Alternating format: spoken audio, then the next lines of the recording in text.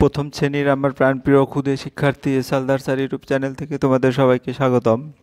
আজকে তোমাদের এই তৃতীয় ইউনিট টেস্ট পরীক্ষার চলাকালীন সময় আমি আরেকটি মডেল প্রশ্ন উত্তর নিয়ে আলোচনা করব। Set number 4। হ্যাঁ, বিষয়টা হচ্ছে মানসিক এবং শারীরিক সমন্বয় সাধন। হ্যাঁ, তো আলোচনার শুরুতেই আমি প্রত্যাশা করব তোমরা ভালো পরীক্ষা দিয়েছো এবং পরের পরীক্ষাগুলিও ভালো দাও। হ্যাঁ, আর আরেকটা তোমাদের কাছে সবার একটা ছোট্ট রিকোয়েস্ট আমার, সেটা হচ্ছে তোমরা যারা এখনও আমার এই চ্যানেলটা সাবস্ক্রাইব করো নাই, এখনই তোমরা আমার এই চ্যানেলটি সাবস্ক্রাইব করে বেল আইকনটি প্রেস করে দাও, যাতে পরবর্তীতে আরও এরকম অনেক ভিডিও পেতে পারো। যাই হোক, আর দেরি নয়, সরাসরি আমরা আলোচনার পর্বে চলে যাচ্ছি। তোমরা দেখতে পাচ্ছ এখানে তৃতীয় পর্যায়ক্রমিক মূল্যায়ন 2023-এর একটা প্রশ্ন আছে। হ্যাঁ, এই প্রশ্নটা তোমরা এখানে এরকম প্রশ্ন আসে, ঠিক আছে? তাহলে এই প্রশ্নটা আমি একটু তোমাদের যদি দেখাই, তাহলে এখানে পূর্ণমান 30 মার্ক, সময় 1 ঘন্টা, আর তোমার সাবজেক্টটার নাম হচ্ছে মানসিক ও শারীরিক সমন্বয় সাধন। এখানে প্রাপ্ত নম্বর থাকবে, এখানে পরীক্ষার্থীর নাম লিখতে হবে। যাই হোক, আমি একটু বড় করেই দেখাই, তাহলে যদি তোমরা একটু দেখতে পাও।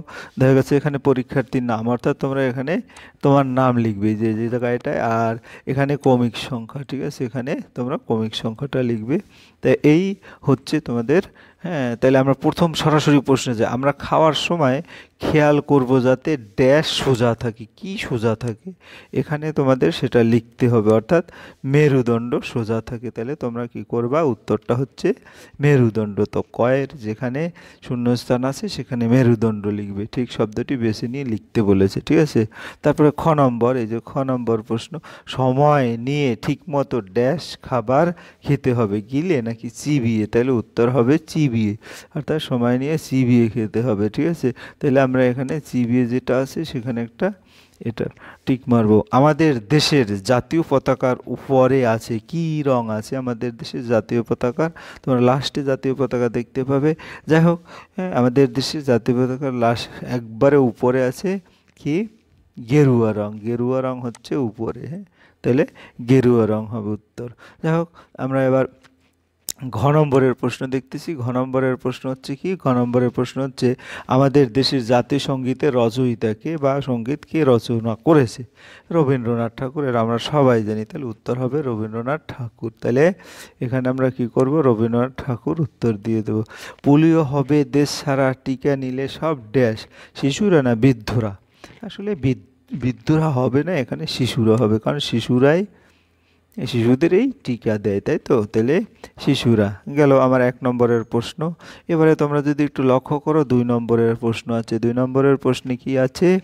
হ্যাঁ, তোমার বাম দিকে আছে, ডান দিকে আছে। তোমরা এখানে বাম দিকের সঙ্গে ডান দিক মিলাও, সেটা বলেছে। তাহলে এখানে মুরগি চলা, এই যে অ আ রস্বই দীর্ঘই রস্যের মধ্যে থেকে, হ্যাঁ, একটা হবে। তা মুরগি চলা কার সাথে মিল? হাঁটার ভঙ্গি উন্নতকরণের জন্য আমার মুরগি চলার যে ব্যায়ামটা সেটা করতে হয়। তাহলে প্রথমটা হবে মুরগির চলা, আমি মিলিয়ে দিলাম, ঠিক আছে? তারপরে হচ্ছে রকিং।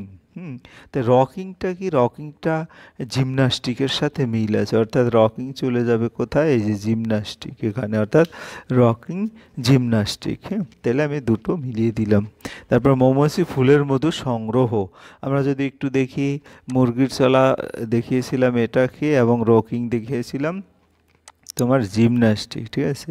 তাহলে মৌমাছি ফুলের মধু সংগ্রহ হচ্ছে ছোরা ও, হ্যাঁ, গোনার খেলা। এই যে মৌমাছির ফুলের মধু সংগ্রহ, ছোরা ও গোনার খেলা। এবং বড়পণটা কি হচ্ছে?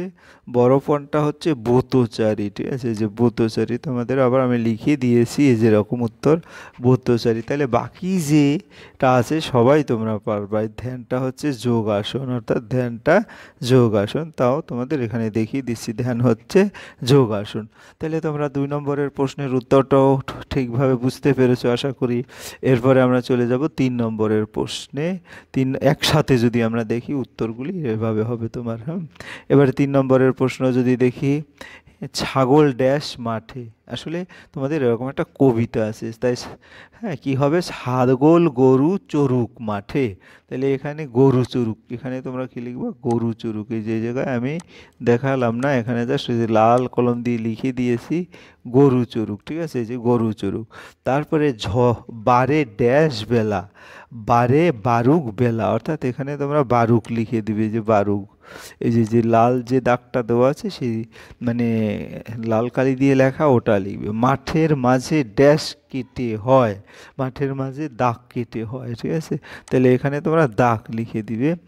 আর হ্যাঁ, এক্কা দোক্কা খেলা, এখানে দোক্কা লিখে দেবে, যে এখানে দোক্কা লিখে দেবে, ঠিক আছে। তো এই হচ্ছে তোমাদের শূন্যস্থান এরকম দিতে পারে, কাজেই তোমরা ভালো করে মুখস্থ করবে। আর এই কবিতাটা তোমরা ভালো করে একসাথে যদি দেখি বই, এরকম ছাগল গরু চরুক মাঠে, বারে বারুক বেলা, মাঠের মাঝে দাগ কেটে হয় এক্কা দোক্কা খেলা। হ্যাঁ, আমি যদি কবিতাটা পূর্ণাঙ্গ দেখাই, এই যে দেখো, তারপরে আলো, এইটাই যে আসবে এমন কোনো কথা নেই, কাজে তোমরা সম্পূর্ণটা পড়ার চেষ্টা করবে। আলে বসে রাজু হাসে, ঠাট্টা করে ওদের, এক ঠায়েতে লম্ফ ঝম্প, একই খেলা তোদের। এ আল থেকে ওই আলেতে দৌড়াদৌড়ি করো, নয়তো আমি যাচ্ছি ছুটে, দৌড়ে আমায় ধরো। কান দেয় না ওসব কথায় মঞ্জু হাসি না, সঞ্জু বলে ওরা মোটে ছুটতে পারে না। এক্কা দোক্কা খেলার এই গল্প। আর একটা কবিতা, গল্প না তো কবিতা, তোমাদের একটু পড়িয়ে দেই। যেরকম চু কিতকিত চু কিতকিত, আউট আউট খেলা, এমনি করে চেঁচালো খেলা যায় না তো ভাই শেখা, শিখতে গেলে পড়তে হবে, ছুটতেই হবে মাঠে। এরকম করে তোমাদের বইয়ের যত কবিতা আছে, হ্যাঁ, সমস্ত কবিতা মুখস্থ রাখবে, কাজেই এরকম শূন্যস্থান দিতে পারে। যাই হোক, আমি চলে যাচ্ছি পরের প্রশ্নে। নিয়মিত নখ না কাটলে কি হবে? তো উত্তরটা তোমাদের সবার জানা আছে, নখ কাটলে, কারণ একটা ছন্দের সাথে লেখা ছিল, নখ কাটলে নিয়ম করে পেটের অসুখ থাকবে দূরে। তাহলে কি হবে? তাহলে নিয়মিত নখ কাটলে পেটের অসুখ থাকবে না, অর্থাৎ তোমার উত্তর দেবা নিয়মিত নখ। হ্যাঁ, যদি না কাটি, না কাটলে কি হবে, তাহলে পেটের অসুখ হবে। অর্থাৎ নিয়মিত নখ না কাটলে কি হবে, পেটের অসুখ হবে। আমার এখানে নিয়মিত নখ কাটলে যেমন পেটের অসুখ থাকবে না, তবে নখ যদি না কাটি তাহলে পেটের অসুখ হবে, এভাবে উত্তর দিয়ে দেবে, ঠিক আছে। সঠিক সময়ে টিকা না দিলে কি হবে? সঠিক সময়ে টিকা না দিলে নানান রোগে ভুগতে হবে। তোমাদের বইয়ে লেখা আছে, সেই লেখাটা আমি এবার দেখাচ্ছি। দেখো, তোমার এই যে এরকম সুঅভ্যাসগুলি প্রতিটা তোমরা মুখস্থ রাখবে। যেমন উষাকালে করলে ভ্রমণ, থাকবে সতেজ শরীর মন। দাঁত দুবেলা মাজলে পরে দাঁতের রোগ থাকবে দূরে। মলত্যাগ করো, পায়খানা ঘরে জল ঢালো, বালতি ভরে জুতো পরে বাইরে যাও, হুক কৃমি দূর হটাও। সাবান দিয়ে শৌচের পরে হাত ধোবে নিয়ম করে, ছোলা ছাতু সয়াবিন দেবে দরকারি প্রোটিন। নখ কাটলে নিয়ম করে, এই যে এইটা তোমাদের আসছে, হ্যাঁ, নখ কাটলে নিয়ম করে পেটের অসুখ থাকবে দূরে। ঘুমোতে যখনই যাবে মশারিটা ঠিক খাটাবে। পোলিও হবে দেশ ছাড়া, টিকা নিলে সব শিশুরা। গাঢ় ঘুম ও বিশ্রাম, সঙ্গে রোজ একটু ব্যায়াম। তো এভাবে তোমরা কবিতাটা মুখস্থ করবে। কবিতা বলতে সুঅভ্যাসগুলো। এবার কুঅভ্যাস। কবিতা দেখো, আটকা খাবার খেলে ভুগতে হবে পেটের অসুখে। তারপরে শব্দবাজি ফাটালে পরে অকালে কালা হবে। থুতু অতি নোংরা জিনিস, রোগ জীবাণু ভরা, যেথায় সেথায় ফেলা মানে সবার ক্ষতি করা। সঠিক সময়ে টিকা না নিলে ভুগতে হবে নানান রোগে, স্কুলের দ্বারের ফুসকা কিংবা হজমিগুলি কিংবা কাটা ফল, খেলে পরে বোঝো এখন তারই কুফল। রং দেওয়া খাবার খেলে মরতে হবে তিলে তিলে, মলত্যাগ যত্রতত্র রোগ ছড়াবার যোগসূত্র। পাতলা পায়খানা হলে ও আর এসি না খোলে, ঠিক আছে, খেলে। যাই হোক, এই হচ্ছে তোমার এরকম কুঅভ্যাস সুঅভ্যাসগুলি তোমরা ভালো করে মুখস্থ করে পরীক্ষা দিতে যাবে। দেখ, দুটি বিনোদনমূলক খেলার নাম লেখো। তোমরা চিত্র দেখে বুঝতে পারবে এটা কি বিনোদনমূলক খেলা, আর এটাই বা কি বিনোদনমূলক খেলা। তাহলে আমি যদি নামটা বলে দিই, একটা হচ্ছে কি, তোমাদের পরীক্ষা হলে চিত্র আঁকতে হবে না, কুকুর ও মাংস খণ্ডের খেলা। এটা হচ্ছে এই চিত্রটা কুকুর আর মাংস, এটা একটা বিনোদনমূলক খেলা। আর একটা হচ্ছে পাখি উড়ে, এটা হচ্ছে পাখি উড়ের ছবি, পাখি উড়ের, এটাও একটা বিনোদনমূলক খেলা। যাই হোক, তোমাদের একবার বুঝিয়ে দিয়েছি। এবার ঘ নম্বর, মুনিরাম মুন্সি, এটি কোন ধরনের ব্যায়াম? মুনিরাম মুন্সি এটা হচ্ছে একটি ছড়ার ব্যায়াম। মনিরাম মুন্সি এটা একটা ছড়ার ব্যায়াম। খালি হাতে ব্যায়াম শুরুতেই, তারপর কোন ধরনের ব্যায়ামের শুরুতেই সাবধান ভঙ্গিমায় দাঁড়াতে হবে? সাবধান ভঙ্গিমায় দাঁড়াতে হবে কোন ধরনের ব্যায়ামে? খালি হাতের ব্যায়ামের শুরুতেই সাবধান ভঙ্গিমায় দাঁড়াতে হবে। এই হচ্ছে তোমাদের 5টি প্রশ্নের উত্তর। এবার আমাদের সর্বশেষ যে প্রশ্নটা সেটা হচ্ছে জাতীয় পতাকার ছবি এঁকে রং করো। তাই জাতীয় পতাকা তোমরা সবাই আশা করি, যেহেতু তোমরা 1-এ পড়ো, প্রথম শ্রেণীতে তোমরা অধ্যয়ন করো, কাজেই আশা করি সবাই এই জাতীয় পতাকা আঁকতে পারবে। তারপরে তোমাদের সুবিধার্থে আমি একটা ছবি দিয়ে দিছি, এভাবে করে তোমরা সুন্দর করে এঁকে তারপর রং করে দিবে। তারপরে যদি এখানে উড়ন্ত পতাকা আঁকতে পারো তাও এঁকে দিবে, ঠিক আছে? যাই হোক, আজ এই পর্যন্ত। তোমাদের পরীক্ষা সবার ভালো হোক এই প্রত্যাশা করি। আর তোমাদের বলবো, ভিডিওটি তোমরা এতক্ষণ মনোযোগ দিয়ে দেখার জন্য তোমাদের অসংখ্য ধন্যবাদ। আর ভিডিওটি যদি তোমাদের ভালো লাগে অবশ্যই লাইক কমেন্ট শেয়ার করতে ভুলো না।